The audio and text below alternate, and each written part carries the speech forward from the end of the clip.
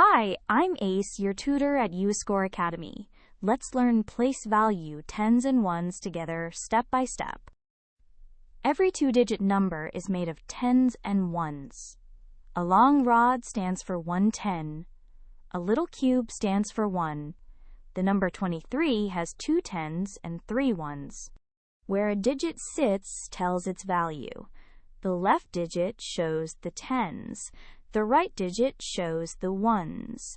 In 45, the 4 means 4 tens, and the 5 means 5 ones. Let us build a number. 3 tens make 30. Add 6 ones and you get 36. Tens and ones together make the whole number. Look at 58. How many tens? 5 tens. That is 50. How many ones? 8 ones. 50 plus 8 is 58. You broke it apart. So the left digit is tens and the right digit is ones. Put the tens and ones together to make the number. Place value makes numbers make sense. Great work!